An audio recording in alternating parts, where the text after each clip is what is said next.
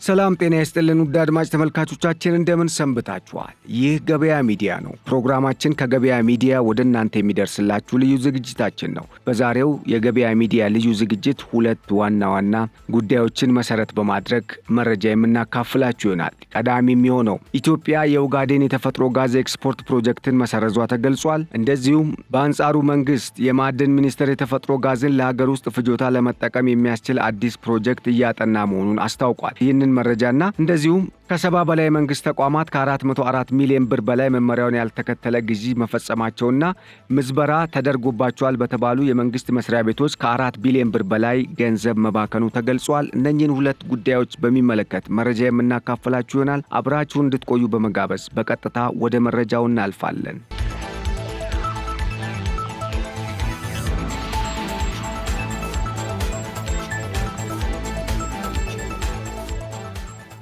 ኢትዮጵያ በኦጋዴን ክልል የሚገኘውን የተፈጥሮ ጋዝ ወደ ውጭ የመላክ ፕሮጀክት የገንዘብ እጥረትና የትግበራ መዘግየትን ዋቢ በማድረግ እንደሰረዘች አስታውቃለች። በምትኩ የማዕድን ሚኒስቴር የተፈጥሮ ጋዝን ለአገር ውስጥ ፍጆታ በተለይም ማዳበሪያ ለማምረትና ኤሌክትሪክ ኃይል ለማመንጨት የሚያስችል አዲስ ፕሮጀክት እያጠናው ነው ሲል ገልጿል። የማዕድን ሚኒስቴር እንዳስታወቀው ኢትዮጵያ በተለይም በኦጋዴን ተፋሰስ በካሉባና ሂላላ አካባቢዎች ከፍተኛ የተፈጥሮ ጋዝ ክምችት ያላት ሲሆን ይህም ከ50 ዓመታት በላይ የሚሆን ጊዜ ማዳበሪያ ለማምረት ኃይል ለማመንጨትና ለተለያዩ የነዳጅ ምርቶች ለማገልገል የሚያስችል እንደሆነ ቢገመትም እስካሁን በጥልቀት አለመጠናቱ ተገልጿል። የጅቡቲ የቧንቧ መስመር ፕሮጀክትን በሚመለከትም የጅቡቲ የቧንቧ መስመር ፕሮጀክት መሰረዙ የተገለጸ ሲሆን በ2022 ከኦጋዴን የተፈጥሮ ጋዝ አውጥቶ በ767 ኪሎ ሜትር ርዝመት ባለው የቧንቧ መስመር ወደ ጅቡቲ በመላክ በፈሳሽ የተፈጥሮ ጋዝ ወደ ውጭ ለመላክ ታቅዶ የነበረው ፕሮጀክት መሰረዙ ተገልጿል። የኢትዮጵያ ኢነርጂ አውትሉክ 2025 ሪፖርት እንደሚያስረዳው ለፕሮጀክቱ መሰረዝ ዋነኛ ምክንያት የፋይናንስ ችግር ሲሆን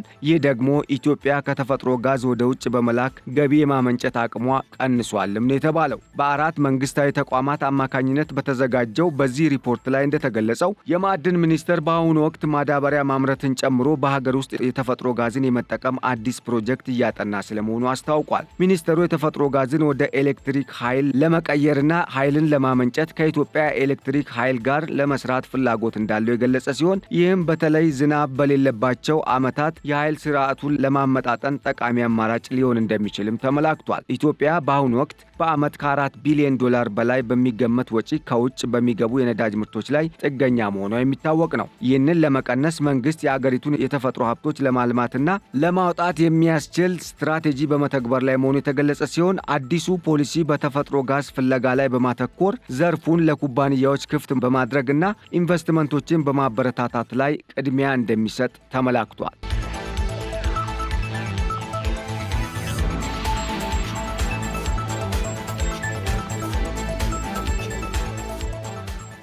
ወደ ሌላኛው መረጃችን ስንሸጋገር ደግሞ ከ70 በላይ የመንግስት ተቋማት ከ404 ሚሊዮን ብር በላይ መመሪያውን ያልተከተለ ግዢ መፈጸማቸው የተገለጸ ሲሆን ከዚህ ቀደም ምዝበራ የበዛባቸው የመንግስት መስሪያ ቤቶች ደግሞ ወደ 4 ቢሊዮን ብር የሚያክል ገንዘብ ማባከናቸው ተገልጿል።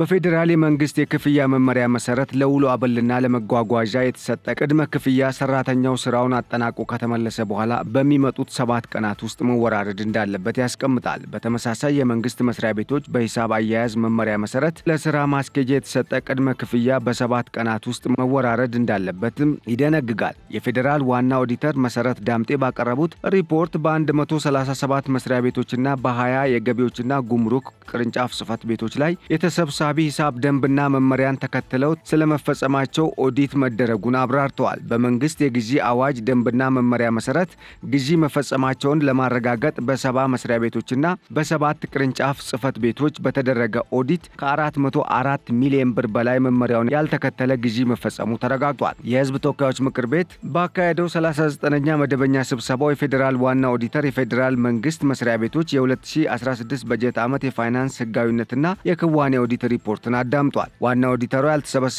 ውዝፍ ገቢ ሂሳብ፣ ገቢ ያልተደረገ የጉዳት ካሳ ማስረጃ ሳይቀርብ በወጪ የተመዘገበና ትክክለኛነቱ ያልተረጋገጠ ሂሳብና ሌሎች የኦዲት ሪፖርቶችንም አቅርበዋል። በዚህም በአጠቃላይ 32.9 ቢሊዮን ብር በወቅቱ ያልተወራረደ ወይም ያልተሰበሰበ ሂሳብ መኖሩን በኦዲት መረጋገጡን በሪፖርታቸው አመላክተዋል። በኦዲት ግኝት በተደጋጋሚ ለውጥ ያላሳዩ ተቋማት ላይም አስተዳደራዊ ህጋዊ እርምጃ እንደሚወሰድ የህዝብ ተወካዮች ምክር ቤት አፈ ጉባኤ ታገሰ ጫፎ ገልጸዋል። የምክር ቤት አባላት የቀረበውን የኦዲት ሪፖርት መነሻ በማድረግም በተለይም ተጠያቂነትን ከማስፈንና አሰራርን ከማዘመን አንጻር ጥያቄና አስተያየቶችን አንስተዋል። የመንግስት አዋጅና መመሪያውን ተከትለው በጀታቸውን በአግባቡ ያልተጠቀሙ የፌዴራል ተቋማት ላይ የኦዲት ሪፖርት ማረጋገጫን መሰረት በማድረግ አስተማሪ እርምጃ መወሰድ እንደሚገባም ተመላክቷል።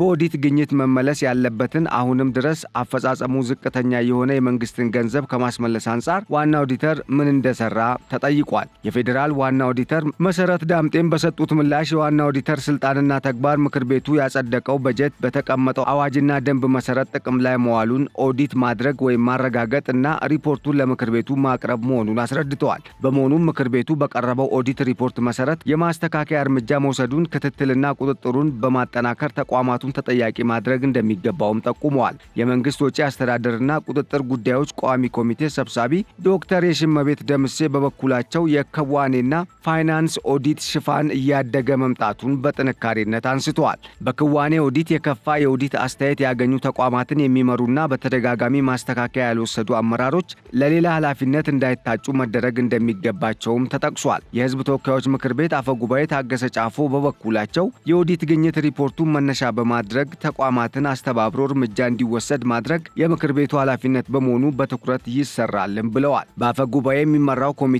ተደራጅቶም በተለይም በከፍተኛ ትምህርት ተቋማት ሀብትን ለብክነትና ለሌብነት እንዲሁም ለብልሹ አሰራር የሚያጋልጡ ጉዳዮችን በተከታታይ በዝርዝር መፈተሹን ገልጸዋል። በዚህም መሰረት በተቋምና በስራ ኃላፊ የሚወሰደውን እርምጃ የሚያስቀምጥ ህግ መውጣቱን በማስታወስ የህጉን ተፈጻሚነት ክትትልና ቁጥጥርን በማጠናከር ተጠያቂነትን የማስፈን ስራ ተጠናክሮ እንደሚቀጥል ገልጸዋል። ዋና ኦዲተር ያቀረበውን የኦዲት ግኝት ሪፖርት መሰረት በማድረግም በ2018 በጀት ዓመት እቅድ ውስጥ በማካተት ተቋማት ማስተካከያ መውሰዳቸውን የማረጋገጥ ክትትልና ቁጥጥር እንደሚደረግም ተናግረዋል።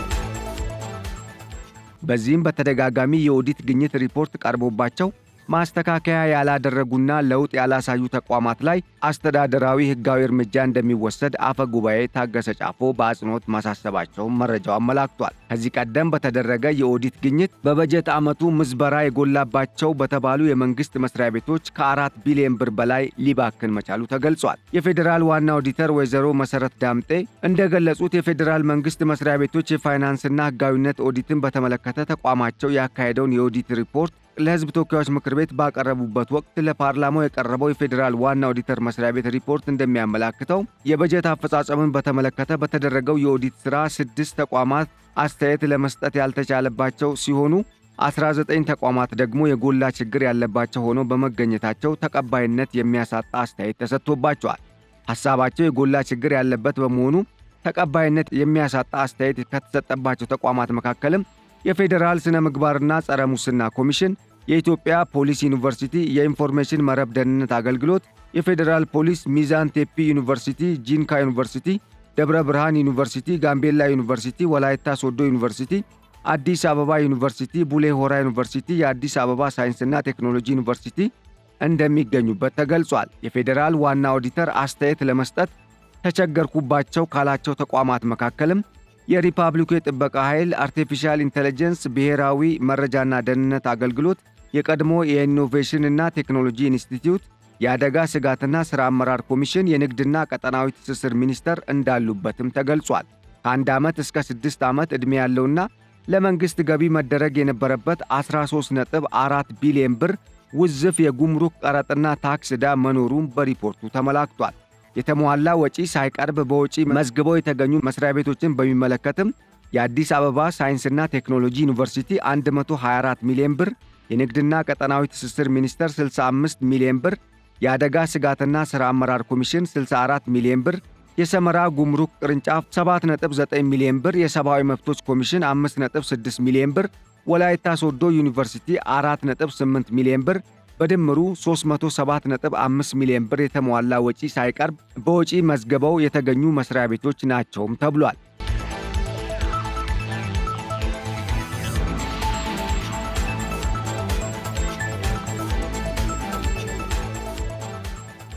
በሌላ በኩል ከደንብና ከመመሪያ ውጪ ያለ አግባብ ክፍያ ከፈጸሙ ተቋማት መካከል የአፍሪካ አመራር ልህቀት አካዳሚ 30 ሚሊዮን ብር፣ የኢትዮጵያ ፖሊስ ዩኒቨርሲቲ 22 ሚሊዮን ብር፣ የአዲስ አበባ ዩኒቨርሲቲ ጤና ሳይንስ ኮሌጅ 11.8 ሚሊዮን ብር፣ የመንግሥት ግዢና ንብረት ባለሥልጣን 7.6 ሚሊዮን ብር፣ የቤተ መንግሥት አስተዳደር 6.5 ሚሊዮን ብር፣ አርሲ ዩኒቨርሲቲ 6.1 ሚሊዮን ብር በድምሩ 134.2 ሚሊዮን ብር ተጠቃሽ መሆናቸው ተገልጿል። የግዢን ሕግ የጣሰ ክፍያን በሚመለከትም 592.4 ሚሊዮን ብር ከሕግ ውጪ ግዢ መካሄዱ የተጠቀሰ ሲሆን የመንግሥትን የግዢ አዋጅ ደንብና መመሪያ ያልተከተሉ ግዢዎችን የፈጸሙ 82 ተቋማት በሪፖርቱ የተጠቀሱ ሲሆን ከነዚህ መስሪያ ቤቶች የተገኘው የግዢን ሕግ የጣሰ ክፍያ 592.4 ሚሊዮን ብር ስለመሆኑ ተገልጿል። ተቋማቱም ጉምሩክ ኮሚሽን፣ ጂንካ ዩኒቨርሲቲ፣ ሰላሌ ዩኒቨርሲቲ፣ የኢንፎርሜሽን መረብ ደህንነት አገልግሎት፣ የአፍሪካ አመራር ልህቀት አካዳሚና ቡሌ ሆራ ዩኒቨርሲቲ መሆናቸው የተገለጸ ሲሆን የፌዴራል ዋና ኦዲተር ወይዘሮ መሰረት በተከፋ ሂሳብ ተመዝግበው የተገኙ ነገር ግን ዝርዝር ማስረጃ ባለመቅረቡ የሂሳቡን ትክክለኛነት ለማረጋገጥ ተቋማቸው እንዳልቻለ ያቀረቡ ሲሆን ከነዚህ ተቋማት መካከልም የፌዴራል ጠቅላይ ፍርድ ቤት 1 ቢሊዮን ብር፣ የመጀመሪያ ደረጃ ፍርድ ቤት 583 ሚሊዮን ብር፣ የኢኖቬሽንና ቴክኖሎጂ ሚኒስቴር 131.8 ሚሊዮን ብርና ጉምሩክ ኮሚሽን 96.5 ሚሊዮን ብር እንደሚገኙበት ተገልጿል። በድምሩም 1 ቢሊዮን 903.5 ሚሊዮን ብር እንደሆነም ተገልጿል። ከተደለደለላቸው በጀት በላይ የተጠቀሙ መስሪያ ቤቶችም በሪፖርቱ የተጠቀሱ ሲሆን ከነዚህም መካከል ወላይታ ሶዶ ዩኒቨርሲቲ 358.9 ሚሊዮን ብር፣ ዲላ ዩኒቨርሲቲ 125 ሚሊዮን ብር፣ ሚዛን ቴፒ ዩኒቨርሲቲ 139.9 ሚሊዮን ብር፣ ዋቻሞ ዩኒቨርሲቲ 166.7 ሚሊዮን ብር፣ አርባ ምንጭ ዩኒቨርሲቲ 113 ሚሊዮን ብር እንደሆነ ተገልጿል። በድምሩ 903.5 ሚሊዮን ብር እንደሆነም የተመላከተ ሲሆን የመንግሥት መስሪያ ቤቶች በበጀት ዓመቱ የተፈቀደላቸውን በጀት መጠቀም ሲገባቸው ባለመጠቀማቸው የተገኘ አጠቃላይ ገንዘብ 35 ቢሊዮን ብር መሆኑን ዋና ኦዲተሯ በሪፖርታቸው አመላክቷል። በጀት ሥራ ላይ ካላዋሉ መስሪያ ቤቶች መካከልም የመስኖና ቆላማ ሚኒስቴር 8.9 ቢሊዮን ብር፣ የገንዘብ ሚኒስቴር 6.3 ቢሊዮን ብር፣ የጤና ሚኒስቴር 3 ቢሊዮን ብር፣ የፌዴራል ፖሊስ ኮሚሽን 1.2 ቢሊዮን ብር፣ የንግድና ቀጠናዊ ትስስር ሚኒስቴር 1 ቢሊዮን ብር፣ የትምህርት ሚኒስቴር 915 ሚሊዮን ብር፣ የባህልና ስፖርት ሚኒስቴር 599 ሚሊዮን ብር ዋና ዋናዎቹ እንደሆኑ ተጠቅሷል። ዋና ኦዲተሯ በጀት ከተፈቀደ በኋላ አለመጠቀም የታቀዱ ሥራዎች ሳይከናወኑ ሊቀሩ ስለሚችሉና ተቋማትም ዓላማቸውን እንዳያሳኩ ስለሚያደርጋቸው የበጀት ዝግጅትና የአጠቃቀም ጥንቃቄ እንዲደረግም አሳስበዋል።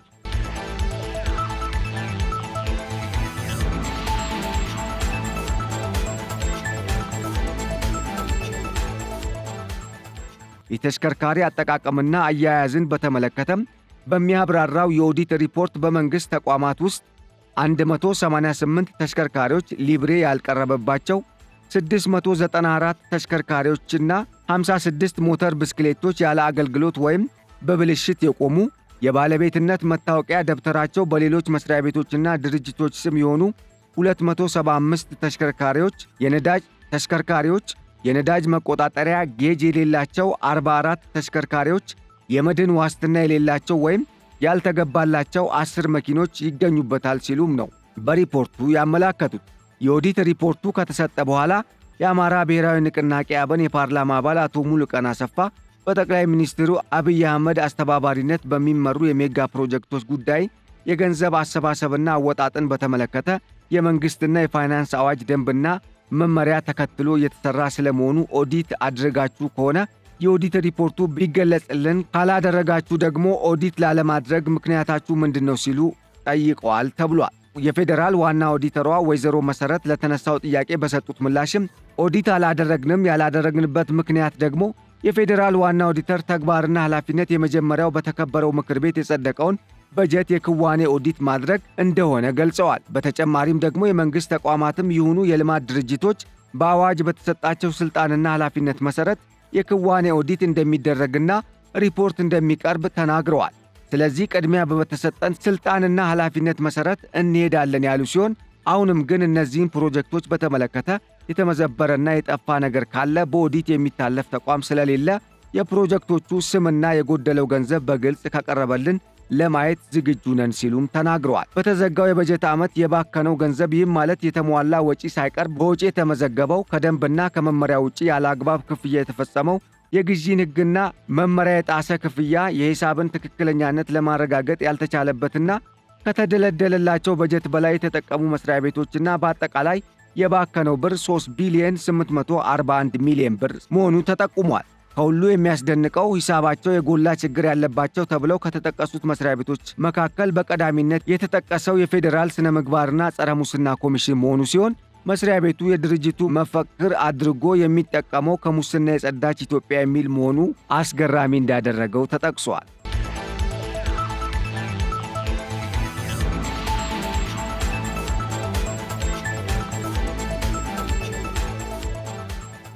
ውድ አድማጭ ተመልካቾቻችን ለዕለቱ ያዘጋጀንላችሁ የዕለቱ የገበያ ሚዲያ ልዩ ዝግጅታችን መረጃ ይህንን ይመስል ነበር። ስለተከታተላችሁን በማመስገን መልካሙን ሁሉ ተመኘን።